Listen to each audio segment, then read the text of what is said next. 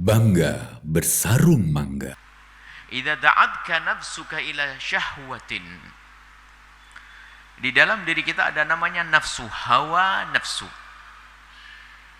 Yang disebut inna nafsal ammaratun la ammaratum bisu.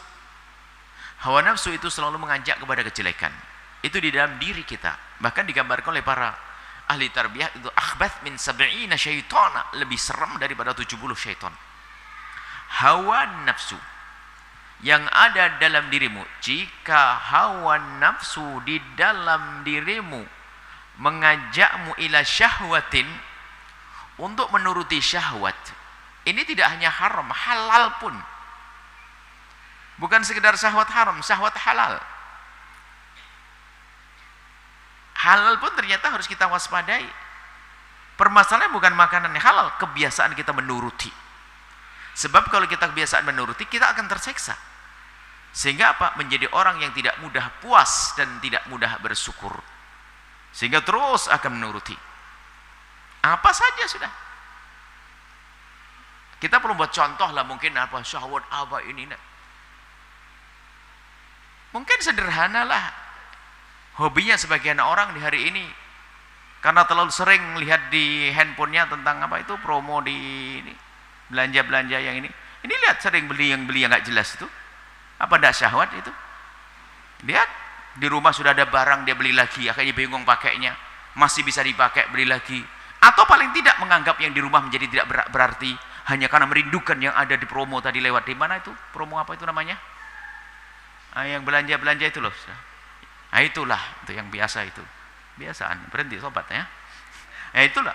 Itu kan, itu coba. Belum lagi akan mengganggu ekonomi itu. Karena kita akan beli sesuatu yang sudah kita tidak terlalu memerlukannya. Itu jangan dianggap sepele ya. Bangun pagi lihat itu lagi promo. Biarpun promo, kalau kita sudah punya nggak perlu ngapain, bisa dibelikan pada sesuatu yang lebih penting lagi. Ini sebuah contoh saja. Ada lagi, masya Allah, ada seorang mufti ahli fatwa, sama muftiyah perempuan ahli fatwa, mufti kuliner.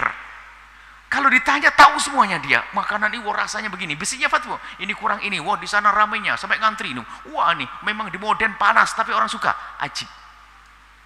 Ada begitu? Di sini orangnya enggak? Ini mohon maaf, kebiasaan nih. Loh, kelihatannya ini halal, duit saya, iya. Tapi kebiasaanmu itu akan menarik perlahan pada sesuatu yang berbahaya nanti. Sehingga membiasakan memerangi hawa nafsu ini adalah jihad. Jangan dituruti hawa nafsu. Nafsu ketifli. Jadi hawa nafsu itu seperti anak kecil yang disusui, terus disusui sampai gede tetap nyusu. Harus ada kita pisah, kita sapih. Diperangi hawa nafsu. Innan nafsal ammaratum bisu. Karena hawa nafsu selalu mengajak kepada kebusukan, kejelekan. Dan ini seni. Hawa nafsu itu dengan setan beda. Lebih serem hawa nafsu daripada godaan setan. Hawa nafsu itu dengan seni bermacam-macam, sehingga kadang-kadang menjerumuskan orang pakai ibadah. Setan menarik dia tuh jadi orang jelek itu susah. Akhirnya sama setan diajak ngaji. Awas, hati-hati pengajian nih, biar benar pengajiannya. Akhirnya pengen ngaji, cuman dia yang ngajak setan. Nah, setan gak cukup, ada bisikan hawa nafsunya. Sehingga seorang laki-laki, ibunya lagi sakit, minta ditemani, ngomong, pengajian, ini kan seminggu sekali. Wah, ini udah hawa nafsu sudah ya. Padahal ibunya sakit, minta ditemani, atau istrinya sakit, minta ditemani, atau suaminya lagi pulang bepergian, minta ditemani. Akhirnya Pak alasannya pengajian, istiqomah. Ibumu sakit. Hawa nafsu masuk di sini. Katanya ibadah menjadi tidak ibadah lagi. Makanya hawa nafsu itu untuk luar biasa. Terus sehingga kadang melalui bentuk pokoknya berkelok-kelok hanya sampai kepada kehinaan yang sudah diinginkan oleh hawa nafsunya. Cuman mungkin ada orang bertanya ya, perbedaan antara bisikan setan sama bisikan hawa nafsu dalam diri kita. Kalau setan itu tujuannya yang penting orang ini sesat. Lewat jalan mana saja penting sesat. Kalau hawa nafsu dalam diri kita enggak begitu. Mohon maaf gini loh ya. Kalau mencuri itu bisikan setan, sama setan dibisiki untuk mencuri. Setelah tidak bisa mencuri, kata setan, sudahlah jangan mencuri. Itu zina sampingmu. Jadi dibelokkan sama setan, yang penting bermaksiat. Atau mencuri, atau melihat yang haram deh. Atau gunjing orang. Jadi sama setan dialihkan, tapi sama-sama kemaksiatan. Tapi dibelokkan lain. Tapi kalau hawa nafsu enggak harus itu. Syahwat hawa nafsu. Misalnya naudzubillah, ada orang pengen melakukan kehinaan. Zina. Dia terus pergi ke mana, balik lagi ke situ, terus balik lagi ke situ, terus balik ke hawa nafsu. Ada kesenangan nonton itu, dialihkan nggak bisa. Dikasih maksiat yang lain nggak, aku pengen itu. Ya, terus nah itu hawa nafsu. Jadi itu cirinya kalau hawa nafsu itu adalah dia ingin itu. Dan dia senang menikmati. Ingin mengulang-ulang. Ada lagi, ini masalah psikologi. COD atau istilahnya was-was. Nah kalau was-was setan ya kayak tadi, hawa nafsu, tapi ada was-was penyakit mental. Kalau was-was itu apa? Ini beda saja yang kita masukkan. Kalau was-was itu adalah dia nggak senang melakukannya, tapi dia harus melakukannya. Saya nggak mau sebenarnya, tapi ini kita singkirkan ini. Makanya harus kita bahas juga. Cuman yang jelas ada setan, ada hawa nafsu.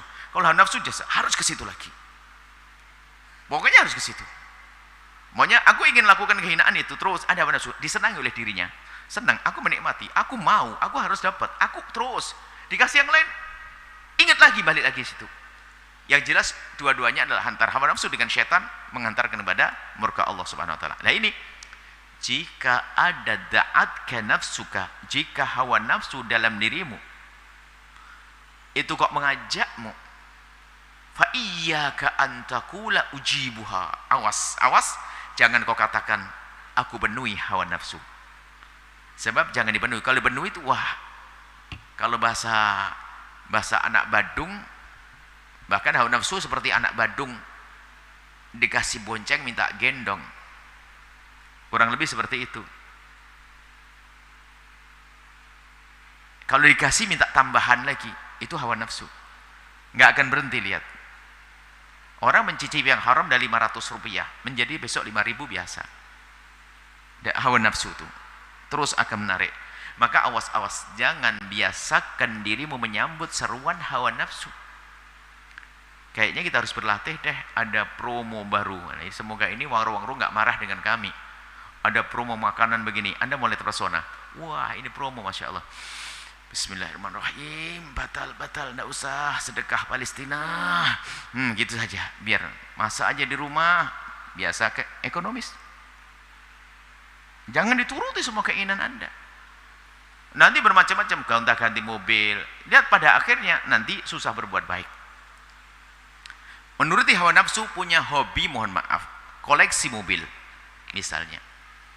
Atau dia senang dengan mobil. Itu adalah seolah memang mau duit saya, halal usaha saya, seolah begitu. Tapi apa? Setan telah berhasil menjadikan dia tidak bisa berbuat baik banyak. Misalnya, dia punya uang 200 juta, mau bersedekah ke masjid, sudah ada kerentak di hati, ingin sedekah ke masjid, tak taunya set promo, mobil terbaru, tukar tambah 200 juta dapat baru, batal, tukar. Hawa nafsu. Jangankan kok sampai 200 juta, 1 miliar, 5.000 rupiah. Gara-gara tadi terlambat masukkan kotak amal, ingat mau beli apa di luar, batal, 5.000 nggak jadi masuk. Dan begitulah dahsyatnya, sehingga akan dikatakan nafsu ammarah bisu, selalu mengajak pada kejelekan. Sehingga dikatakan oleh Nabi waktu perang dari Badar, Nabi kan selesai dari perang Badar, Nabi mengatakan raja' minal jihadil aswar ila jihadil akbar. Kita ini sekarang kembali daripada perang kecil menuju perang dahsyat, perang agung. Sahabat Nabi ketakutan, bukan ketakutan, kaget. Perang Badar yang dahsyat ini dikatakan Nabi perang kecil, lalu Nabi menyebut kita menuju perang besar. Apa itu perang besar? Memerangi hawa nafsu. Ternyata betul. Di saat orang, mohon maaf, dalam kemerdekaan, dalam kemenangan, melimpahnya harta, pangkat tinggi, wah, ini ternyata lebih berat untuk memeranginya. Sehingga banyak kemaksiatan terjadi setelah itu. Ayo. Setelah kemerdekaan, merdeka dalam banyak hal, melimpah hartanya, mulai saat itu dia akan masuk di dalam bermacam-macam model kemaksiatan. Maka jangan membiasakan, maka kita perlu melatih. Mulai menjaga mata, menjaga lisan, sampai nanti tingkatannya adalah yang haram ya harus kita tinggalkan. Tapi kita ini seharusnya bukan ngomong yang haram, kita kan sudah biasa belajar ilmu tasawuf, ilmu hati. Makom kita seharusnya sudah makom memilah dari yang halal, bukan menghindari yang haram. Kalau haram jelas harus ditinggalkan, tapi di antara yang halal masih aku pilah. Baik, kita lanjutkan. Fa innaka in ajabtaha. Oh, jangan kau katakan ujibuha fi hadhihi. Awas, jangan kau katakan ya sahabat aku cobalah enggak apa-apa, tapi aman hatiku akan wa ufarrihul qalba. Maksudnya begini. Insyaallah amanlah saya. Ini kan halal enggak apa-apa. Kan duit saya, tapi insyaallah hati saya aman. Lah mulai sombong dengan hati saya aman. Ufarrih qalbi. Hatiku akan aku bebaskan dari terpesona, terbawa oleh hawa nafsu. Lah, kalau sudah ngentengin begitu kepleset dia. Kepleset. Fa innaka in ajabtaha, sebab engkau jika menyambut seruan hawa nafsu di dalam dirimu, da'atka ila a'dhama minha, nanti pada akhirnya akan menyeru kepadamu untuk mengajak melakukan yang lebih besar lagi. Jadi begitu. Mula-mula mungkin dia hanya mengambil besi sebesar jarum. Cuman karena dia tidak pernah menyadari besok menjadi segede pulpen. Ternyata besok pada akhirnya adalah bertonton besi yang diambil. Dan begitu kemaksiatan. Mulai dari mohon maaf. Dia membebaskan hawa nafsunya melihat aurat yang ada di handphonenya. Pertama hanya melihat saja. Melihat dari mungkin wajahnya cantik. Setelah itu dia ingin melihat di muka ada enggak yang lebih dari wajahnya. Terus berkembang, besoknya ingin lebih lagi. Besoknya ingin lebih lagi. Rupanya setelah itu naudzubillah sudah kena. Belum lagi mental yang rusak. Tidak cukup dengan gambar. Saya pengen lihat yang asli. Sampai terjadilah kehinaan. Begitulah seterusnya. Sehingga dalam ilmu tasawuf ini ada perlu ilmu memerangi hawa nafsu, ini penting sekali. Mungkin pernah dengar cerita. Jadi memerangi hawa nafsu itu hendaknya disesuaikan dengan keadaan zamannya. Kita pernah dengar ya, ada orang puasa mutih. Makannya nasi tok. Memang dalam keadaan normal subhanallah, Anda keadaan lapar, normal, lapar. Nasi liwet diculik itu apa? Bahasa Jawa diculik, dikeluarkan. Culik diambil sedikit dinaikin. Di sentongnya nasi itu. Subhanallah Anda makan enak sekali itu, nasi putih. Tapi kalau Anda sudah niat berpuasa, saya ingin puasa pakai nasi putih tok. Dulu kan ada orang puasa mutih, nggak pakai daging, nggak pakai sayur, nasi putih tok. Itu 3 hari bosan itu. Nah, ada orang puasa tidak makan daging. Itu sebetulnya dulu tuh diajarkan oleh gurunya untuk memerangi hawa nafsu, tidak menuruti semua keinginannya. Dan memang puasa itu sendiri memerangi hawa nafsu. Kenapa? Karena itu air degan yang ada di kulkas Anda pun siang hari tidak ada minum. Anda tahan diri Anda. Jadi ini terbentuk memerangi hawa nafsu. Cuman sekarang kayaknya perlu disesuaikan dengan zaman. Mohon maaf, ini memerangi hawa nafsu itu adalah disesuaikan dengan zamannya.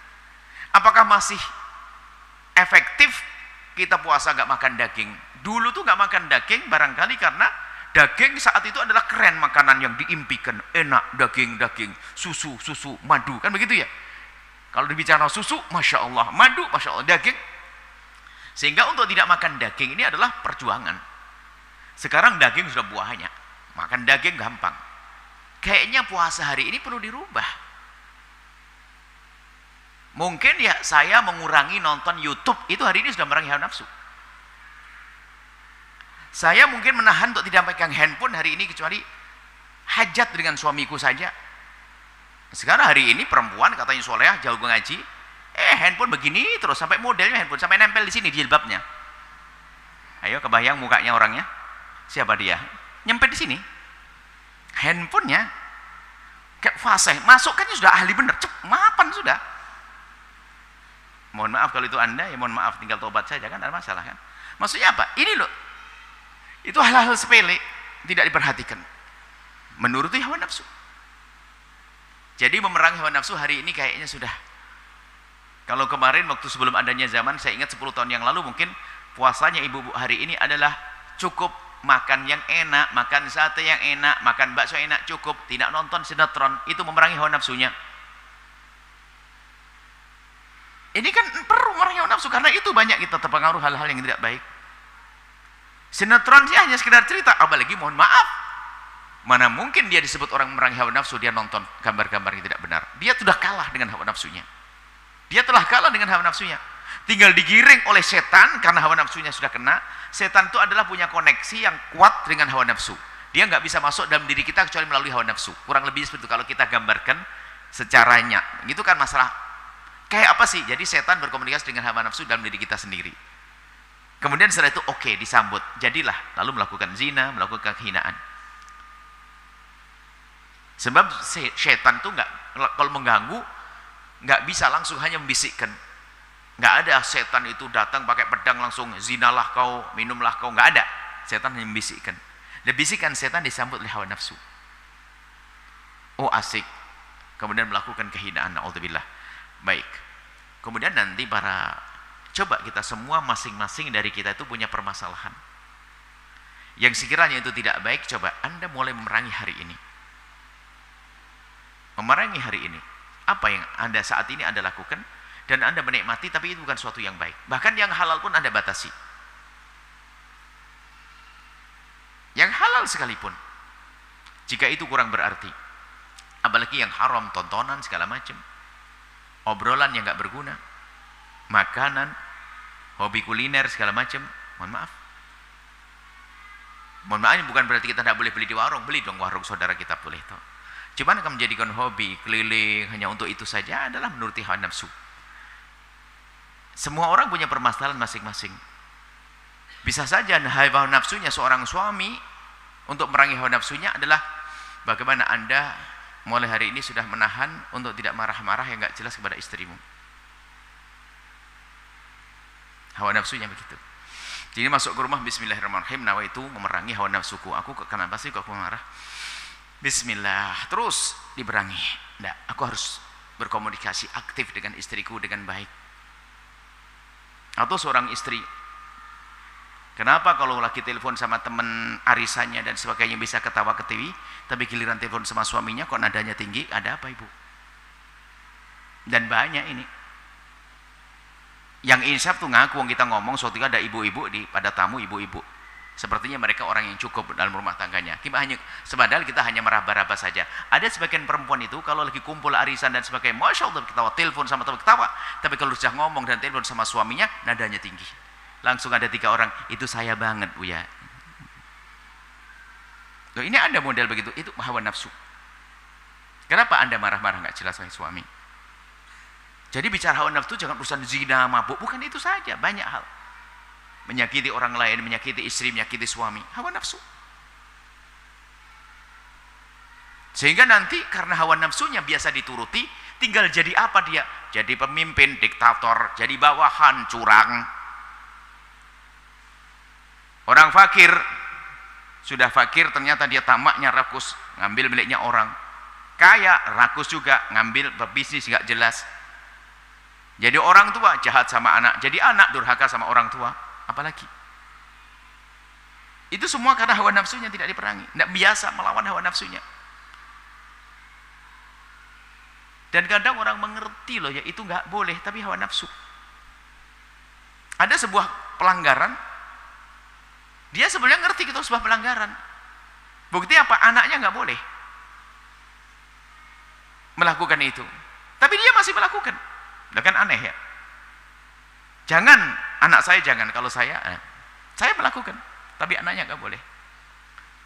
Contoh apa sih kira-kira? Anggap misalnya merokok saya, misalnya bapaknya merokok, anaknya dikasih rokok marah mungkin, kan begitu ya.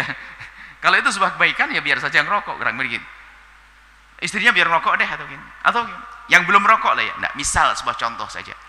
Jadi sebetulnya dia menyadari kalau itu adalah sesuatu yang tidak baik, cuman karena dia biasa menuruti hawa nafsunya.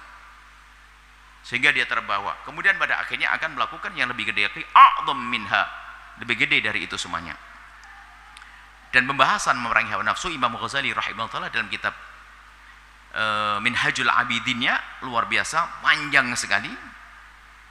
Hanya perlu kita ringkas seperti yang kita sampaikan, meringkasnya seperti itu. Yang jelas semua orang itu punya hawa nafsu yang berbeda-beda. Ada hawa nafsunya ngomongin orang, ngegonjeng orang. Kalau nggak ngegonjeng nggak enak, nggak, dia pinter, cerdas ngunjingnya, tahu ajaibnya orang tuh. Di kerudungnya tuh, miring-miring tuh. Ini. Ada. Jadi matanya mata.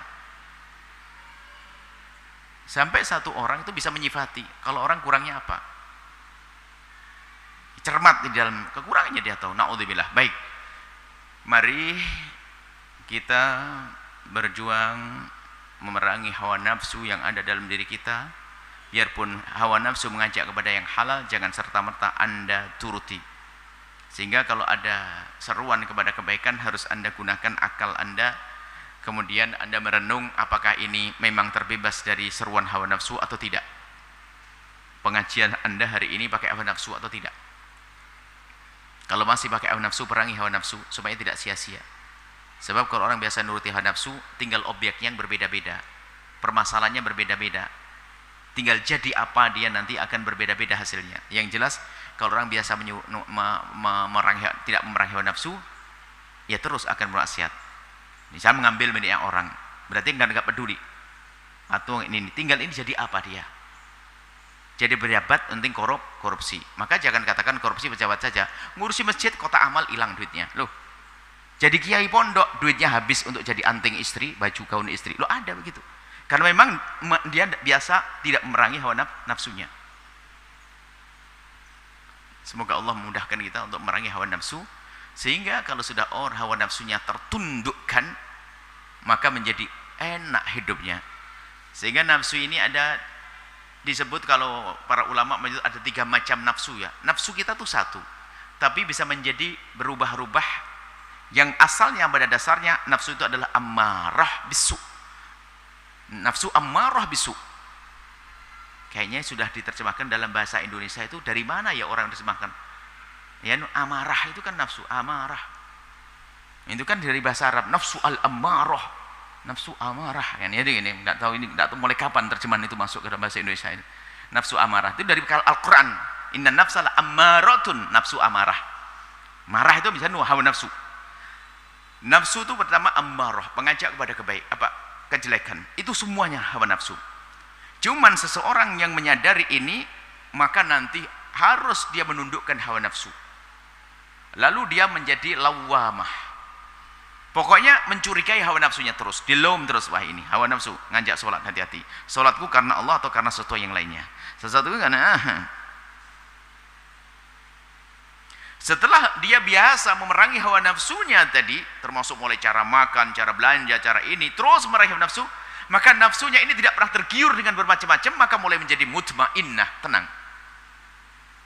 Nggak tergiur. Wah, ada temennya beli mobil saya masih bisa pakai, ngapain susah, mending saya nabung untuk bersedekah dan sebagainya. Wah, ada promo kuliner hebat, subhanallah, anak saya kuliah aja belum punya kenapa saya maksain beli itu, ngikut-ngikut. Nah, mulai normal dia, mending saya tabung, nasi liwet saja enak kok, sama kecap kerupuk. Dia mudah menata hatinya dan tidak kecewa, nggak kecul hati, kecut. Kita kan menjadi lemah hari ini, mohon maaf, lemah betul di hadapan hawa nafsu. HP itu masih bisa dipakai loh, kenapa harus ganti lagi? Gara-gara temennya baru loh. Padahal telepon masih bisa, WhatsApp bisa, denger bisa, kenapa harus ganti lagi? Tanyakan diri Anda sendiri. Ayo, tujuan Anda apa sih? Loh, ini hawa nafsu loh ya. Apa tujuan Anda? Buang-buang duit. Misal, mutmainnah. Setelah itu nanti, setelah mutmainnah, tenang, menjadi radiyah. Jadi di saat diuji oleh Allah dengan bermacam problem, dia tidak pernah mengeluh, ridho dengan apa yang Allah berlakukan kepadanya. Sehingga dia tersenyum di saat mendapatkan musibah. Lalu ingat, aku diuji Allah, aku dikasih sakit, artinya Allah sayang kepadaku. Bisa ngomong begitu dia. Sehingga hari ini aku tidak bisa pergi ke sana, berarti Allah sayang. Mungkin di sana ada maksiat, kalau aku pergi aku akan melakukannya. Nggak pernah berkeluh kesah. Gara-gara motornya rusak, bannya bocor, nggak tak pergi ini anak. Dia akan mudah, ban bocor. Yang membuat bocor Allah. Bisa jadi kalau aku bisa naik motor, di sana ada sesuatu, ada maksiat yang aku lakukan. Legowo terus, sampai mardiyah, diridai oleh Allah Subhanahu wa Ta'ala. Kurang lebihnya seperti itu. Ayo kita semua belajar untuk merangi hawa nafsu. Tentu ini adalah perlu praktek lawamah, mencurigai hawa nafsu kita. Terus menerus kita berlatih memerangi hawa nafsu, sehingga pada akhirnya hawa nafsu sudah tunduk, sehingga hidup kita enak. Tamak nggak akan muncul, ya, kerakusan hilang, mau berbuat dolim nggak mudah. Yang ada hanya ketenangan di dalam hati, ketenangan di dalam diri, karena jiwanya sudah menjadi jiwa yang mutmainnah untuk menjadi hamba yang diridhoi oleh Allah Subhanahu wa taala. Wallahu a'lam bissawab.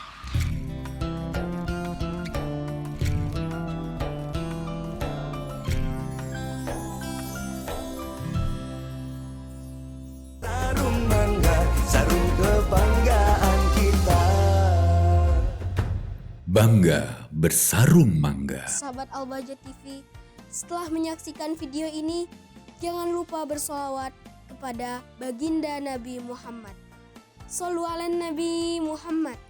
Allahumma sholli alaihi wa ala alihi wa sahbihi.